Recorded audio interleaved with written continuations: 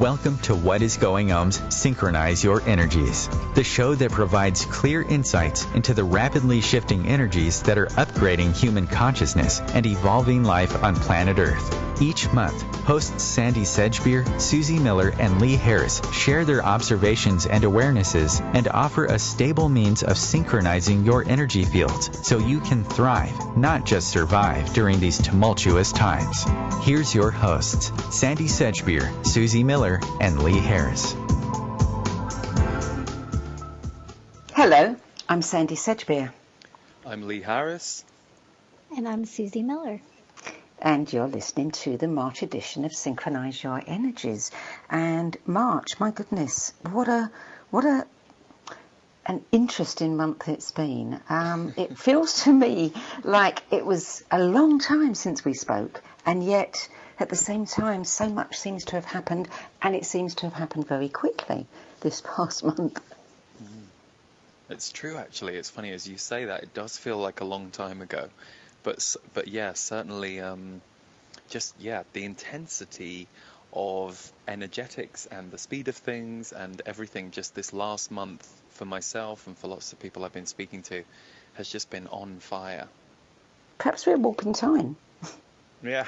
Yeah, I think we're definitely moving out of time. It seems like it's getting really intense, but we seem to be able to modulate that intensity much quicker than we've been able to in the past anyway. Well, I know you guys are very plugged into the energy, and I seem to be a lot more mental than you, so I kind of get my fix on where we are and what's going on through astrology, as you know. And we really are having some amazing astrological conjunctions, aspects, things all happening at once all of a sudden.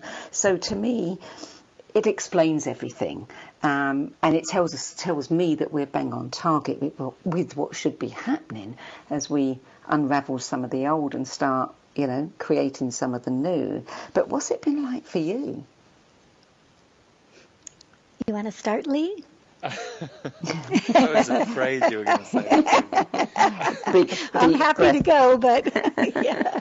Yeah, I think last month I touched on the feeling of overwhelm. I would say that's probably, for me, the feeling of overwhelm has been my biggest growth edge this month. I've noticed in myself, in my own life, if I have to kind of, wrap a metaphor around it, there are times that I feel like my 13-year-old and 17-year-old self are strapped to the front of a speeding train and kind of going, every now and then, and then I'm absolutely fine again. And everything's fine. I think just for me, there has been this feeling of really flushing stuff out. That my mind isn't on, or that doesn't necessarily relate to what's going on in my outer world. But I think because there is a momentum in my outer world at the moment, I had this really intense experience a couple of weeks ago, and I think, I've had this book come out this month, and I know that has kind of done stuff to me energetically as well. And I got this feeling that I was getting a parasite out of my body. I was literally like talking to my guides going, what the hell is going on? Like this last 3 days, I just felt like something was trying to get out of or through my system. And that was the word that came, and that felt really true. It was like some kind of childhood stuff being pulled out of me in response to the circumstances that the adult me is currently standing in and has suddenly put around himself. So if we just get psychological, I can relate it to going even more publicly out there as a channeler, and I feel like that to me ties in just to expression and being able to express yourself without fear of comeback or retribution. So yeah, I mean, there's a lot more I could say, but that's really the headline of it. That was kind of been the biggest growth healing for me this past month.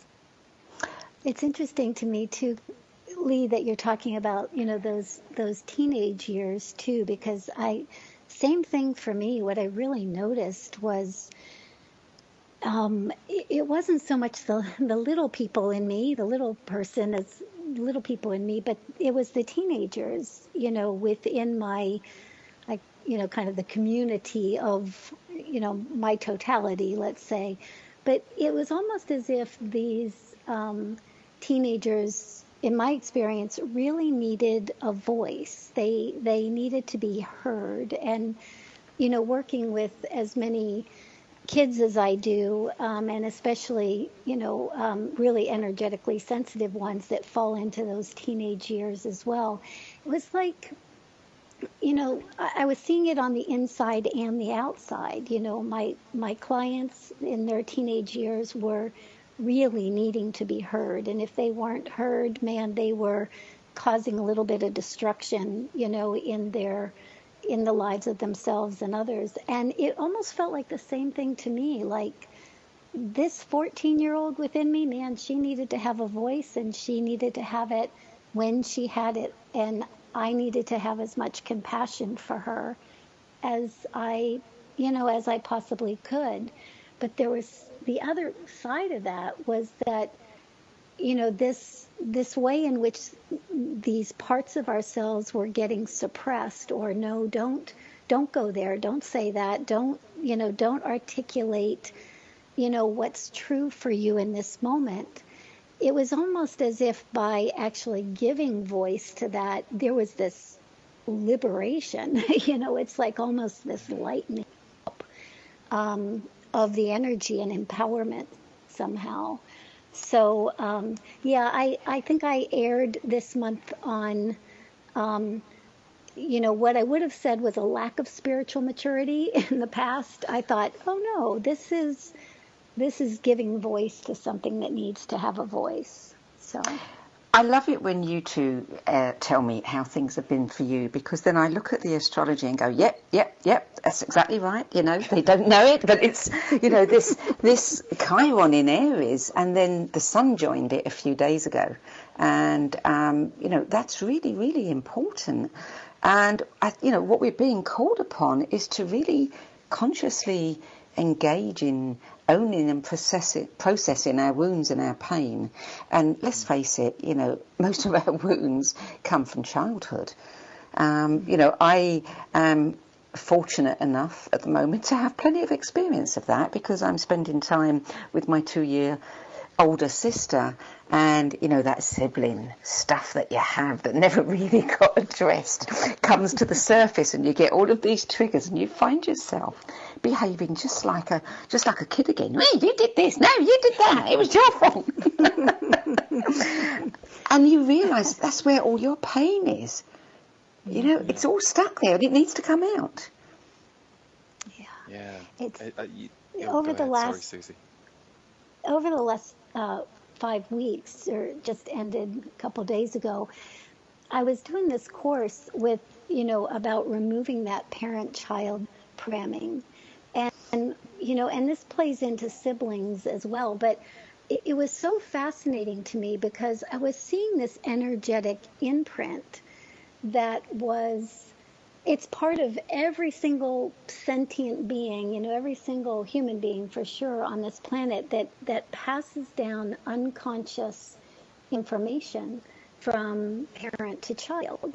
And it doesn't matter whether it's, our parents passing it down to us, or, us passing it down to our kids. But I agree with you, Sandie. It's like this last month, I was getting to see every which way but loose, some of the dynamics that kind of generationally, how different kids within my own children, and then also siblings, how we interact with those programs. You can see the program play out in every person, within this structure, within this family, but they all play it out just a little bit differently, and those triggers hit each one just a little bit differently.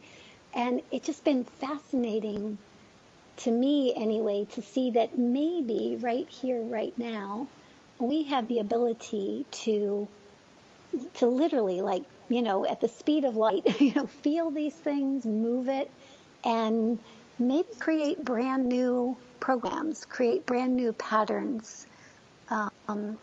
Yeah, it was, that part of things was really exciting to me in this last month. Lee, did you want to? Well, yeah, it's interesting. I just a couple of nights ago, we went to see this new movie called Gloria Bell, and it stars Julianne Moore, who, I mean, I would go and watch her, opening an envelope for 2 hours.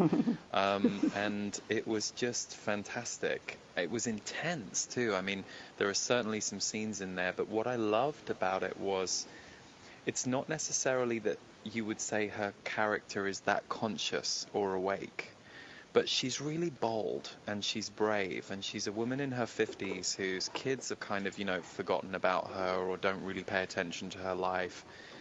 She's very lonely, she's isolated, and it's such an intimate film. You see all her ups and downs, and she's really brave in that she keeps just throwing herself towards trying to initiate life. But she gets into this relationship with this guy played by John Turturro, who's brilliant in it too. And it was so hard for me to watch because it reminded me of bad relationships I'd been in the past. And you're watching this train wreck, and I was sitting there going, "Oh God, no, don't. This is I know where this is going. No." But what I loved about the movie, there was one scene where she first meets him at a bar. And he comes up to her and he says, "You seem like a really happy person." And she just takes a pause and she goes, "Some days I'm happy, some days I'm not." And to me, I feel like that was the part that was underparented for me when I was a kid. I felt like I was in a world where there were highs and lows, there were emotions and shadows and things that were secret and that weren't talked about, and that was very distorting for me as a kid, and it's why I stifled myself all through my teens through eating and bulimia. And I feel like the remedy for all of us at this time is to be able to talk about these highs and lows, and to recognize they happen, and to know that we parent ourselves through our low. That's kind of what I take from you, Suzy, and that's what my guides are always saying. We have to parent ourselves through our shadows and our most challenging moments, and be kind to ourselves when we're suffering or struggling. And it feels like this time we're in now, a lot of the light workers or healers or spiritual people I know, some people are shocked that they're going through that, because they're like, "I thought I was awake." And it's like, well, yeah, if the whole world is waking up, you're going to the next level too, and so are we all. So I'm noticing that appreciation for myself of this intensity. It's like, oh great, we get to heal this and clear this out, and in this moment we're happy, and in this moment we're in a tough spot. I don't know if I really made a point, but you know what I mean? Those were the things I felt to share.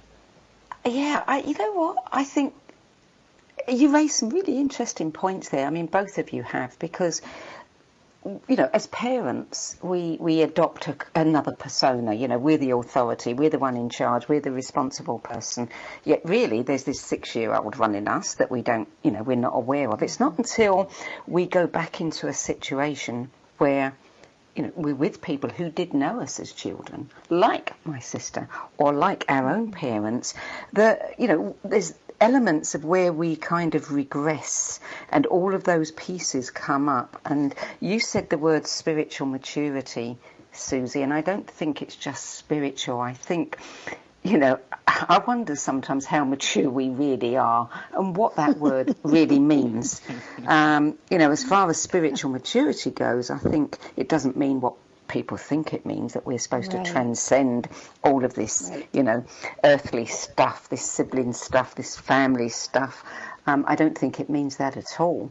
But, I think getting to the grips with that 6-year-old that is sitting in the background, being ignored, being pushed down while we're trying to be the responsible career person, teacher, author, whatever. But he's there and he's being unheard still. That's what we need to be looking at. Well, and that's what we were talking about on a call I did this morning. The collective consciousness of the children was saying, that our level of maturity, whether you want to call that spiritual maturity or emotional maturity, they were saying that if you consider that we're like this giant sphere, and our totality is made up of many different aspects. In kind of the ancient cultures, they might call it, getting familiar with the 10,000 things. It's like, so there are all of these different aspects of us. And what the collective consciousness of the kids was saying is that some of those aspects of ourselves are very mature. We can have conversations that are where we are very awake and aware. There are other aspects of us that, are, like you say, still the 3-year-old, still the 2-year-old. And what the collective consciousness of the children was saying was that our maturity is not based on, on anything else other than, how kind are the mature aspects of us towards the aspects of our internal community that aren't so evolved, and it's like, so can we use our strengths to overcome our perceived weaknesses? Can we be compassionate and loving to those parts of ourselves? And that was their term for maturity. That's a really good point, and I think we should, talk about that a bit more when we come back from the break. You're listening to What Is Going On's monthly Synchronize Your Energies show, in which energy guide, author, channeler and musician Lee Harris, visionary speaker, author, telepathic communicator and multidimensional seer Suzy Miller, and me, Sandie Sedgbeer, join around the table for an informal and unscripted sharing of what each of us is experiencing. So we'll be back with a bit more after the break.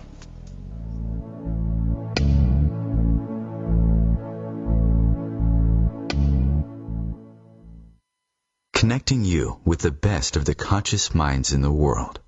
OMTimes Radio. IOM FM. OMTimes magazine is one of the leading online content providers of positivity, wellness and personal empowerment. A philanthropic organisation, their net proceeds are funneled to support worldwide charity initiatives via Humanity Healing International. Through their commitment to creating community and providing conscious content, they aspire to uplift humanity on a global scale. Connect at omtimes.com. OMTimes, creating a more conscious lifestyle. More than 24 million Americans have an autoimmune disorder, and that number continues to grow. I'm Sharon Saylor, and I'm one of those 24 million. To put that number in perspective, cancer affects about 9 million and heart disease up to 22 million. That's why I've brought together top experts and those thriving regardless of their diagnosis to bring you the latest, most up-to-date information. Join me, Sharon Saylor, Friday night, 7 p.m. Eastern, for the Autoimmune Hour on Life Interrupted Radio to find out how to live your life uninterrupted. 911, what is your emergency? My kid shot himself. All right, where's the wound, sir? 911, what's your emergency? Please help. My son shot his brother. 911, what is your emergency? 911, please state your emergency. Every day, 8 kids and teens are unintentionally killed or injured by loaded and unlocked guns. It wasn't locked. Learn how to make your home safer at endfamilyfire.org. Brought to you by the Ad Council and End Family Fire.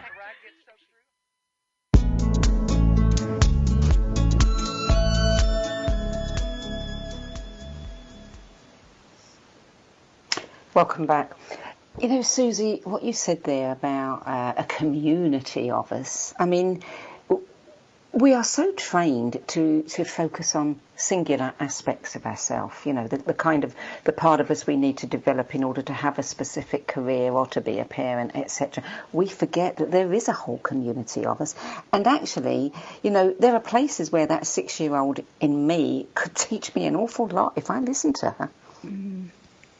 Yeah, absolutely. And I'm finding it too. I've been doing a little practice, or I'm kind of making up my own practice as I'm going along lately, of just putting myself in a sphere and just, I'm sitting in this sphere and whatever the issue is, I've got this trigger, or I've got this experience happening. And I just start asking, it's almost like, is there anybody in front of me? Are there any aspects of me, future aspects of me, that have something to say? Are there any aspects from the past Any aspects from the masculine? Any aspects from the feminine? How about the above? How about the below? It's like, let's just, everybody come to the table, please, because, it's going to take all of us moving in the same direction to actually get anywhere, So, and I've been really fascinated by that too, because sometimes you think that, the past is pulling you back, or it's causing a hindrance. And yet sometimes the past has something very empowering that is propelling you forward. And yeah, so I think you're right. Those 6-year-olds within us have a lot to teach us. Yeah, I feel like what happens is as we move forward into perhaps bigger circumstances than we've ever experienced or given ourselves, or perhaps a really kind, loving friendship, and perhaps we've never had a really kind, loving friendship with someone, it brings up the wounds of where those things didn't happen. And I remember very well, I was about 20 years old and I had a summer job. There were a group of us running like a kids kind of summer camp in England, in London. And I remember that the kids who would gravitate towards me were the boys who didn't have dads. And it took me a while for the penny to drop, but the boys who would often hang around me and talk to me and want to talk to me, they didn't have father figures in their lives because they needed that parenting. And when I started to kind of crock that, it made sense years later when I was thinking about the wounded aspects of us come up because we're now capable of parenting them. So, for example, with the stuff I was going through a couple of weeks ago, I wasn't capable when I was in the wound at those ages of parenting myself, and the parenting I needed wasn't available to me.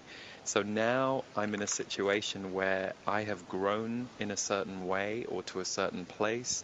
It's almost like that wounded child goes, hey, will you parent me now? Because if you want to stay here or really enjoy being here or keep moving forward or really be whole in this new situation, I just need you to love me, stroke my head, let me cry, whatever it is.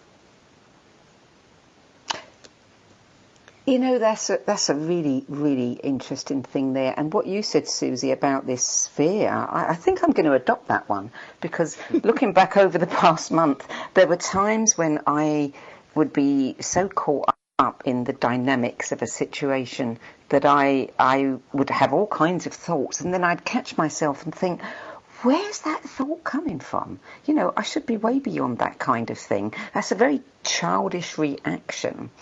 When instead of trying to push it away, and this is back to your spiritual maturity thing again, because so many of us think spiritual maturity is rising above it.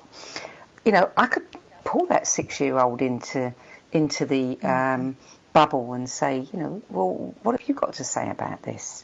Because it's coming from that 6-year-old. Yeah, and all I can say, Sandie, is when you do this little exercise, it gets really loud in there for a minute, because it's like it's the first time everybody's had a say, and everybody wants to have a say. It's like there's a lot of conversation going on. But yeah, I'm with you too, though. It's I truly believe that these younger aspects of ourselves, and like you were just saying, Lee, these younger aspects of ourselves that get shut down or that get triggered when, we're moving out into the world in bigger and bigger ways, like you're doing so beautifully right now. And it just, to me, it feels like, it's almost like, that phrase, like, who were you before anybody told you who you were? That kind of stuff. This is kind of what, it's like these children within us know so much and have so much. They have innocence and they have power. And I think until we do have the opportunity to kind of go back and ask them, at least I know when I go back and ask them, I'm amazed at what they know that I didn't know that part of my community knew, Yeah.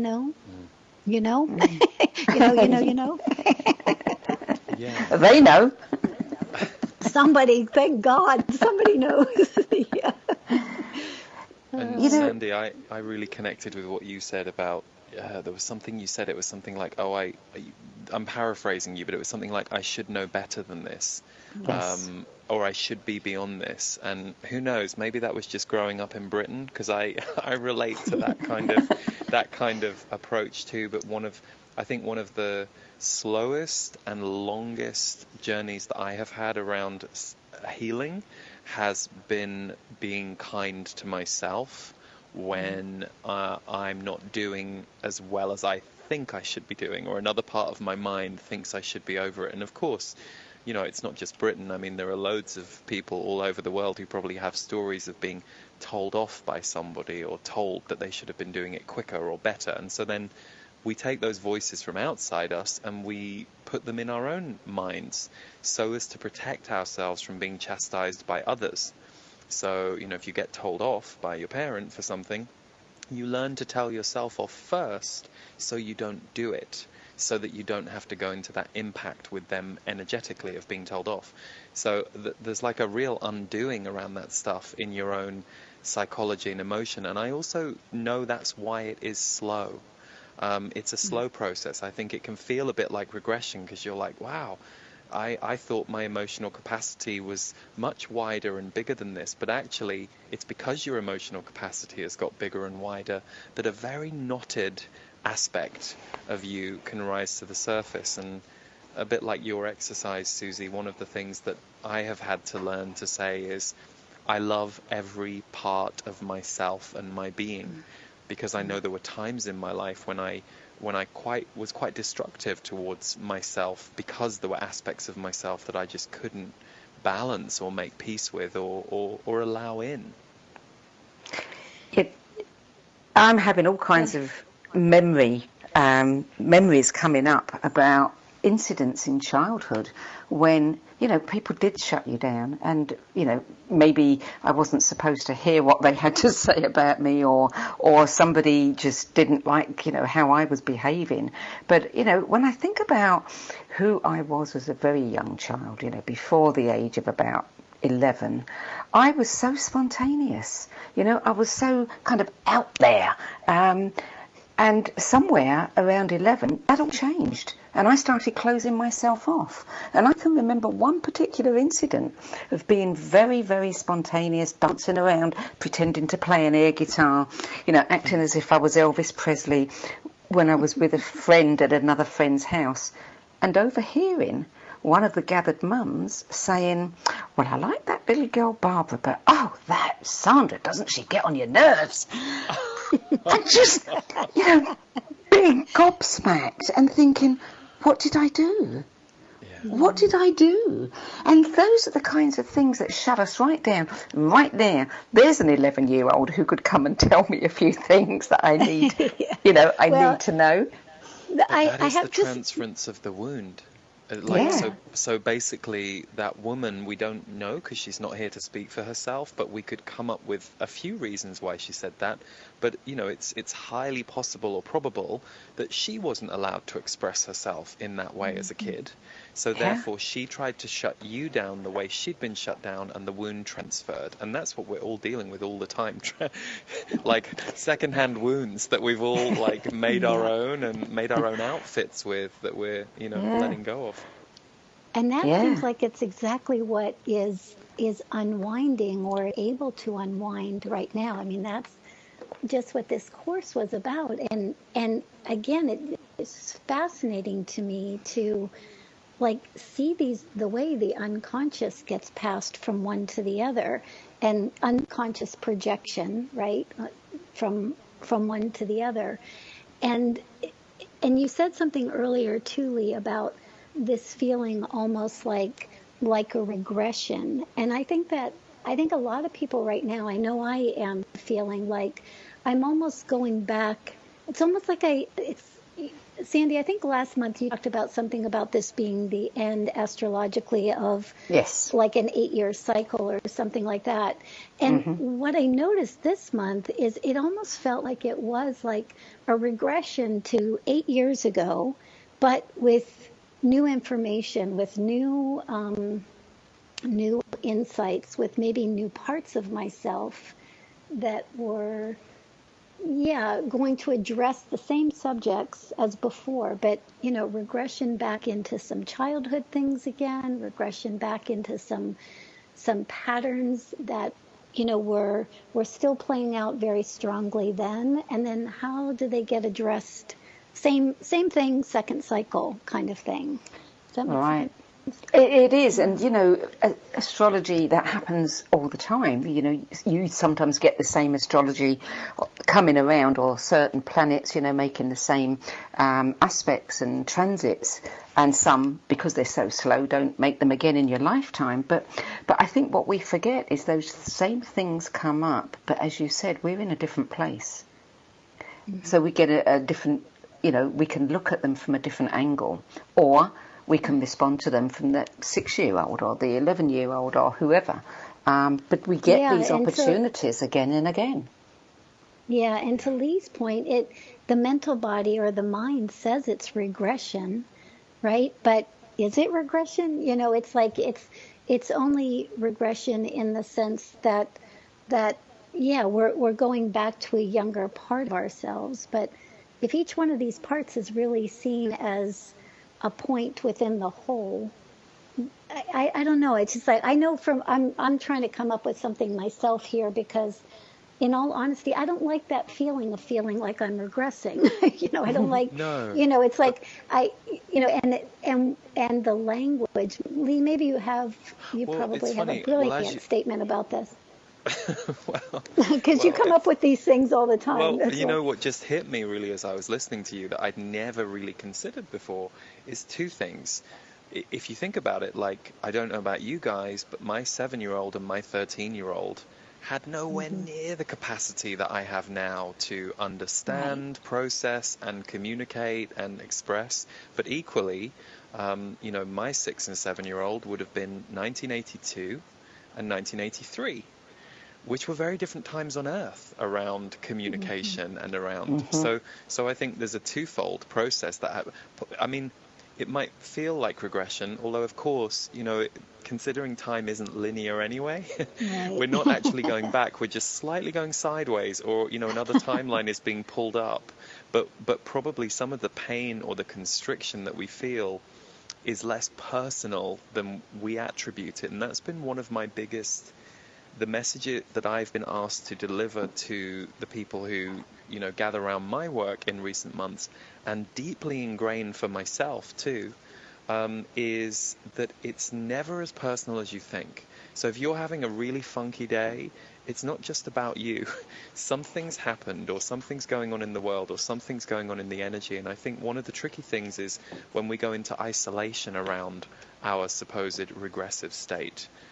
So that there is something to this. There is something to understanding that when we go back, we're going back to the capacity of that personality that you had then too, but also the capacity of the, let's just say, emotional communication and emotional awareness of the world at that time. Yes, yeah. Makes perfect sense. It does. I'm having all kinds of interesting little visualizations now, Suzy. I'm thinking about, getting all those younger me's around a table, like a boardroom, and consulting them before I make any decisions, or if I'm beginning to judge myself too harshly. Can I take that table into my sphere? Absolutely. Just don't take a bottle of wine in there, because they're too young to drink it. Yes. Yes. And the other aspect to consider here is that we're talking about aspects of that 6 or 7-year-old. So what we're pulling up is the wound of their day. We're not pulling up, the joy that they had an hour earlier, or the part of them that felt free and expressive. So that's the other piece that we have to remember, because we go, oh, this is my inner 7-year-old and she feels like this. But an hour later, she felt completely different. So, there's something to recognizing, like you're saying, Suzy, which I've worked with for years myself, this idea that we're a community inside. So too was that 6 or 7-year-old, and she doesn't need you to process the good thing that she was going through. No, she just wants to try and heal the thing that was tough. But the positive aspects of her do, and that's the thing, is when we go back to talk to her, she shows us that. You know, it's like, and I think that's the blessing in the wound, so to speak, you know, because if we'll actually use that opportunity to go back and have the conversation, we do get to hear not only how that wound was for her or him, but also, you know, what was on the other side of it. You know, what were some of the other awarenesses that aspect has. And those are always the ones I go, wow, that, you know, those are the enlightening pieces. Which makes me think Sandie has to take the air guitar into the bubble. Yes. So she has to make sure that whenever she's... No, seriously, it's like, you know, you kind of have to recapture. It's like, you know, that was your high that you pulled down from. So now the air guitar has to come back. So Sandie, a bit of dancing around the house later. But I have to admit that I've got to confess my Elvis Presley impression was really, really bad. It doesn't matter. Hey, it might be better now. Yeah. Put it on YouTube and we'll tell you. Oh, maybe it's devolved over the years. Who knows? You know, it's just so many points here that I wish we had more time to talk about, because I think that we so ignore so much in trying, you know, to be spiritually mature. We leave behind so much, and I think it's a really good reminder, certainly for me, listening to you two and having this conversation. I mean, you and I have done a lot of work with NLP core transformation work over the years, Suzy, and that always takes you back. And there's always, you know, we always find those drivers for certain behaviours that we'd completely forgotten about. But it really would behoove us all to think about some of that, and, you know, maybe have a little meditation session going back to our younger selves. Yeah, absolutely. Oh, there's the message. We have to go to our break. You're listening to What Is Going On's monthly Synchronize Your Energies show. After the break, we'll be having a session from Suzy to synchronize our energies to help us cope with the energies this month. We'll be back in a few moments.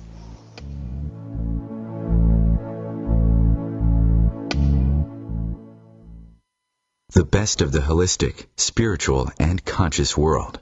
OMTimes Radio. IOM FM. Hello, I'm Lisa Berry. Join me every Monday at 1 p.m. Eastern Time for Light on Living. A chance to see new, hear different, and feel more as I shine the spotlight on all the ways to lighten the load of life's challenges. Light on Living is your link to that new way you're looking for, that new understanding that will enhance your life, and that positive connection that will support your growth. So join me and you'll gain insight and start to see things in a new way that motivates you. Ascending Hearts is no ordinary dating site, but a spiritual dating site with a purpose, to link you with your soulmate. We engineer the serendipity so you can trust that you will attune with someone that has the same matching vibration as you. Ascending Hearts, the conscious dating site for the spiritually aware. Try Ascending Hearts for free. AscendingHearts.com.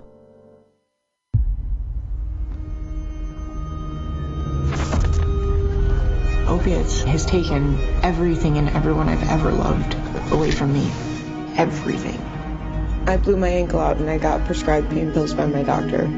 If making my detox public is going to help somebody, I'm all for it. I just wish I would have had a warning. Opioid dependence can happen after just 5 days. Know the truth, spread the truth. A message from Truth, the Ad Council, and ONDCP.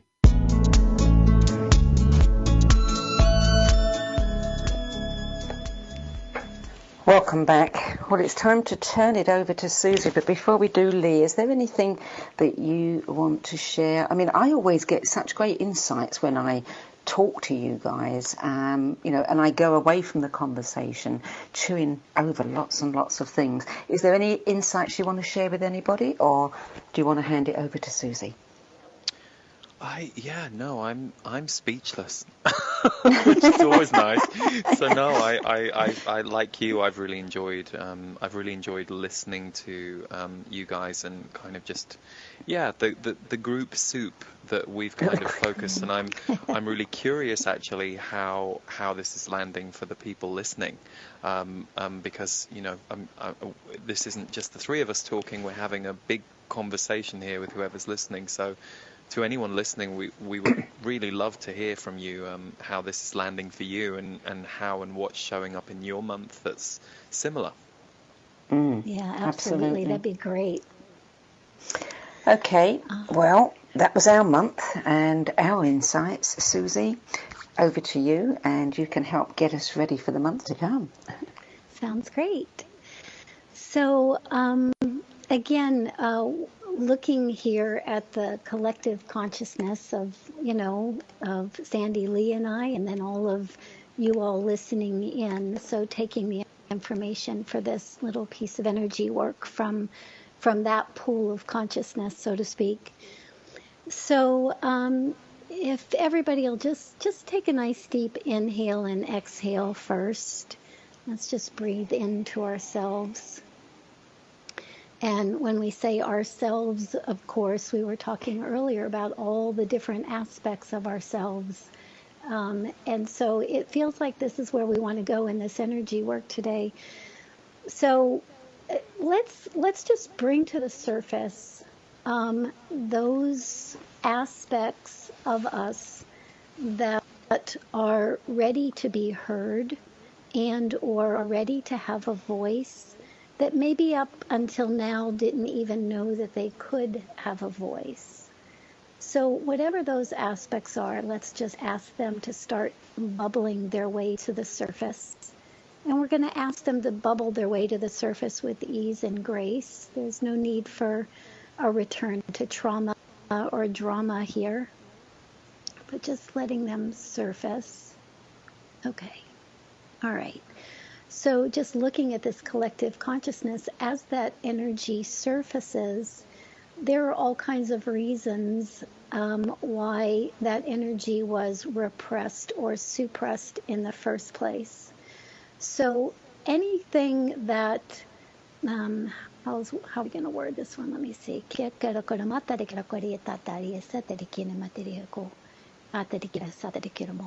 Okay, beautiful. So anywhere where that energy was repressed or suppressed because we were made to feel not enough, we were made to, some imprinting, something was imprinted upon us that said, don't be that. Like in Sandie's example of being Elvis, don't be that, don't do that.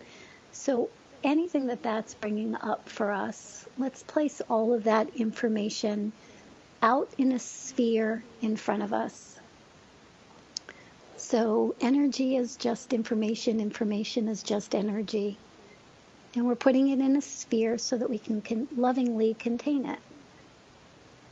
Okay, and we're going to place the blue star right in the center of that information. To me, that blue star represents our totality. It represents our conscious, coherent wholeness. And we're going to use that blue star to just spin through that sphere, spin through all that information, and just allow that sphere to go crystal clear. Let it go back to clear. As it goes back to clear, we're going to take that sphere, compress all that nice clear energy, totality, back into that blue star. And we're going to drop that blue star into all of these aspects of ourselves that are now ready to be heard, now ready to have a voice, and just implode that into billions of frequencies of light. We're restructuring this aspect of ourselves, ready to be heard, ready to be seen, ready to be noticed. There we go. And actually ready to receive the love that maybe we didn't feel like we received in those initial experiences. Okay, so nice deep inhale and exhale, everybody. Okay, let that land. Okay, so the next thing that you all are showing me is that there's this energy bubbling to the surface of, I'm going to call it like this desire, need for stability. So we're like Lee was saying earlier, it's like we're like up leveling. We're at another tier of the same experience, maybe, and things are opening up in all kinds of different ways. Yet there's this deep desire within the community that we all are to have that come to fruition in a stable and secure way, again, without the trauma and drama. So everywhere within us that there is this fear that our next iteration of self will not be expressed without trauma and drama. Anywhere where there is trauma and drama that's kind of trapped in certain aspects of our totality, let's go ahead and pull all that information up and place that information in a sphere. This is the very information that has us kind of hesitate in being seen, being heard, being loved, being supported, right? Feeling safe and stable. So put all that information into a sphere out in front of us, and then go ahead and add that blue star to that sphere. Again, we'll spin all of that information out. Get the sphere to clear. And go ahead and compress and condense that nice clear sphere back into that blue star. You're empowering the totality. And then we're going to drop that blue star back into those places and spaces within us that are seeking stability, seeking safety, even as we evolve, even as we move and grow and change. Implode that into billions of frequencies of light. Ooh, that was a big one. Okay, beautiful. All right, so nice inhale and exhale again, everyone. All right, so the other thing that's showing up that we really didn't talk about, it is showing up in the collective energetics, and this might be a bit of my own projection, so we'll take it for what it's worth. But as we each evolve, as we each step into more of our totality, as we start to integrate all of these different aspects of us within our totality, there's a lot of power in that. And a lot of this power that is coming up, it kind of races through us right now as sometimes as anxiety, sometimes as exhilaration, sometimes as a means of digging out something even deeper that we haven't been able to get to before, sometimes as an opportunity to feel much more expansive than we've ever felt before. But whatever that energy is, the way you're showing it to me, it's almost like as this empowerment comes, as this totality becomes more coherent, more cohesive, there's a little bit of anxiety, there's anticipation, there's those phrases like, it's not our limitations that we actually fear, it's actually our brilliance. This is a little bit about what you all are bringing up right now. So again, anything that just me talking about this is bringing to the surface, let's put all of that information up in a sphere out in front of you. There you go. Put the anxiety, put the buzz that's in the body, whether it's exhilaration or anxiety, just put it in that sphere out in front of you. And we're going to blue star it. Spin all that energy out. We're just gonna bring it back to neutral. We're gonna bring it back to functional ability to move forward in ease and grace and joy, highest and best for all involved, right? Spin it all out, compress and condense that sphere right back into that blue star. we're going to go ahead and take that blue star. We're going to drop it right back into the brilliance of our inner community, right? Drop it into the brilliance of our inner community, implode that into billions of frequencies of light. Beautiful. Okay, let me see if there's anything else. So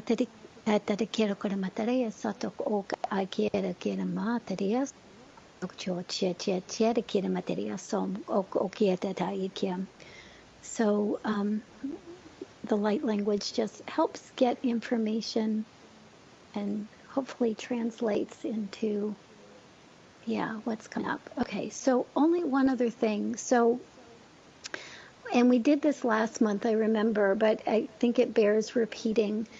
We all have this way in which, like if there's a little dial on our hearts, we all have this way in which, whether we're excited or whether we're anxious or whether we're, repeating some pattern or whether we're evolving into a new one, our hearts have a tendency to modulate open and closed based on all of that. It's the heart's reading that energetic information all the time and trying to adjust. So we're not going to pull anything from the heart, but we're just going to give the heart the message that, again, it doesn't have to attempt to adjust based on old dramas and traumas. It's now allowed, able, given permission to adjust with ease and grace, with fluidity. Okay, so let's just make that matter. We're going to make that matter just with a tone. It has a tendency to just solidify that and add strength to that ability. So here we go.